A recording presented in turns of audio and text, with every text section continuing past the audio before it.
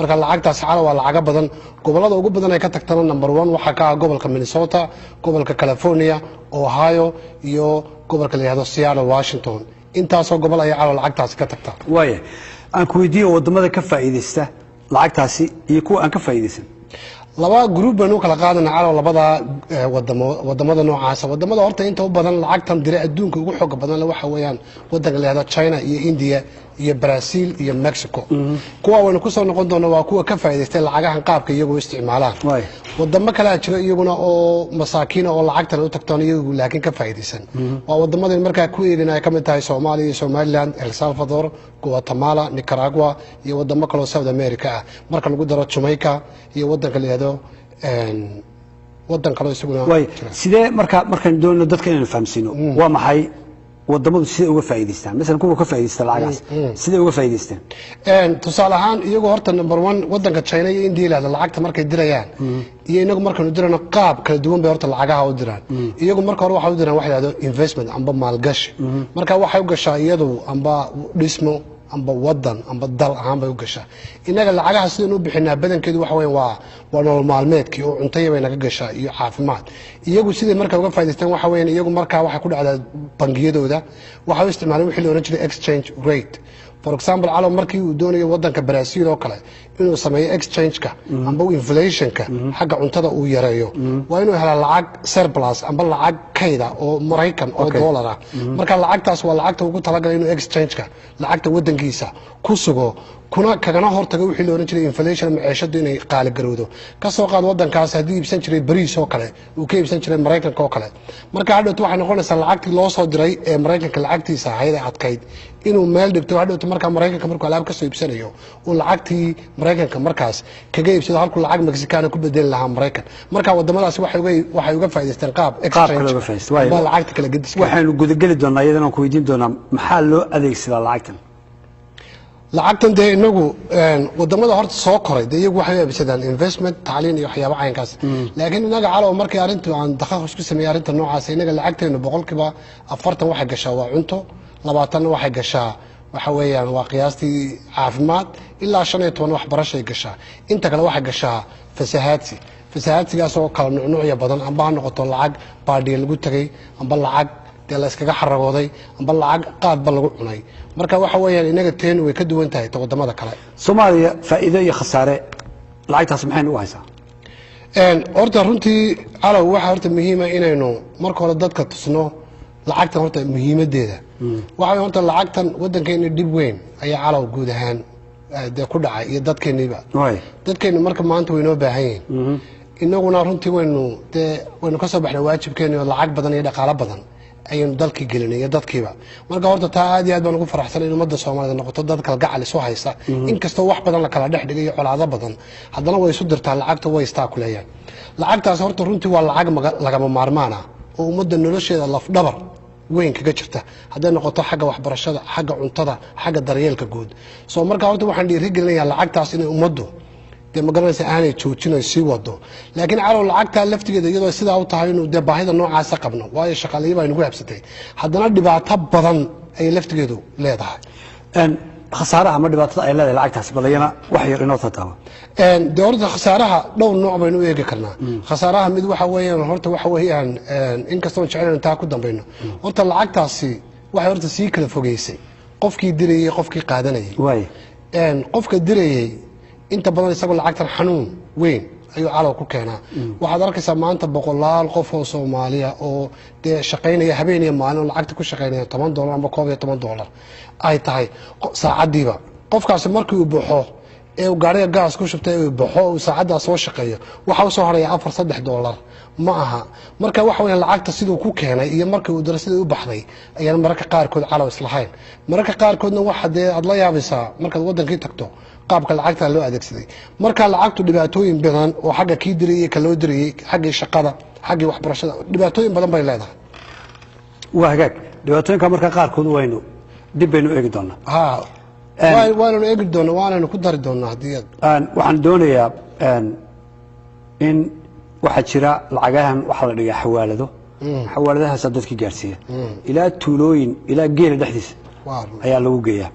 waxa jira Mustafa sida la socotid shirkado kale oo waaweyn oo ka soo horjeeda in lacagahaasi la diro waa maxay sababaha ay isleedahay waa si shirkadaha kuwaas horta calow lacagtan aad sheegtay imika la dhaho secondary migration amba marka lacagta dirno boqolkiiba 60 waxa lagu cunaa horta waa magaalooyinka waaweyn sida Hargeysa, Boosaaso, Xamar, Muqdisho iyo Ethiopia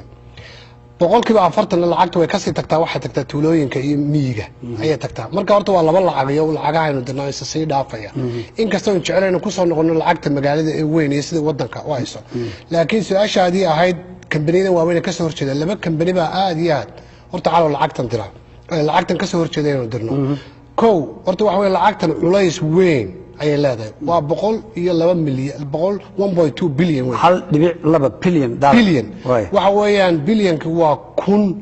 milyan waa lacag aad iyo aad u badan iyo 200 milyan waliba dheeraada iyo 200 milyan dheeraada marka dadkan waxay jecel yihiin lacagtan horta number 1 inay iyagu fiigeedii iyo wixii qaataan waa kambaniyada laakiin xawaaladaheena kaga fiican laakiin competition adag ba ka dhaxay ayaa ka dhaxaya tartan xoog leh mid kale calow lacagtan waxay keentay xagga Mareykanka waxa la oran jiray financial security dib bay ku keentay waayo waxa baxaysa lacag adag oo Mareykanka marka lacagtaaga Mareykanka ay baxday wadanka tagto Soomaaliya amba Somalilandna oo xagga fadhiisato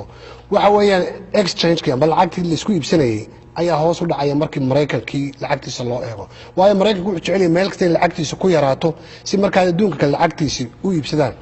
labada kambaniya marka arrintan xoojinaya waxa weeyaan kambaniga la dhaho Western Union iyo MoneyGram inkastoo imika Walmart-na uu soo galay lacagtaas iyagoo doonaya lacagtaas ka xanibaan xawaaladaha iyagoo markaa samaystay looyaro badan doonaya inay ummadda dhan ka joojiyaan si aan lacagta loo dirin marka nimankaas ugu waaweyn lacagtani muddo dheer baa la dirayay intii dadku Soomaalida qurbahaba joogeenba iyo waliba ka sii hor dadkii khaliijka carabta wadamada carabta joogay waxa laga yaabaa dadku inay ku bilaabeen markii lacagta dirayeen dad yar yar oo dadkii ay lacagta u dirayeen intay qaan gaadheen ay guursadeen wali ay wax dhaleen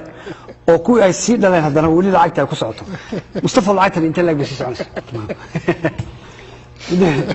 muddo inta laga sii soconaysa horta caawa anigu lacagta 30 sanadood baan dirayay yani markii aan dirayayna dee ilaahay baa ogaa dee dhibka iga qabsaday waa lacagta keentay qofku inuu iskuul tago iyo inuu iska shaqeysto labada go'aamisan weey waxay ku xirantay family-ga iyo dadka ka timi intay leeyihiin marka anigu markaan dee wadanka horta soo galay waxay ku qasbaneen in lacag badan diro marka runtii horta caawa imika 30 sano anigu lacagta waan dirayay run ahaantii waana ka daalay laakiin caawa imika markii aan sameeyay aan dib u qeexo lacagtaas cidda qaadatay cidda heshana ilaahay aad ku keenaya imika aniga cimrigayga markaa 30 sano ku kordhay qofkii aan u dirin cimrigiisa 30 sano ayaa ku kordhay waxa soo baxay markaa dadkii generation dambe amba group dambe oo isa sii dhaldhalay marka imika lacagtaad calaw diraysa u dirmaysid hooyada waxaad u diraysaa ya abaha toona ma waa wixii ay sii dhaleen amba wixii ay sii dhaleen oo laakiin imika aan family ahaan u wada socon laakiin iyaga laftigeedii sii feeraariyay oo qof waliba uu doonayo si gaar ah lacagta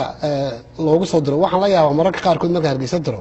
waxaad arkaysaa 5 qof oo amba 4 qof oo walaalo ah oo qof kula ka wada doonaya lacag oo qof waliba leeyahay aniga qofka waxba ay igu soo dhiibin amba waxba ay igu soo diran calaw lacagtaas waxay gaadhay inuu odayga islaanta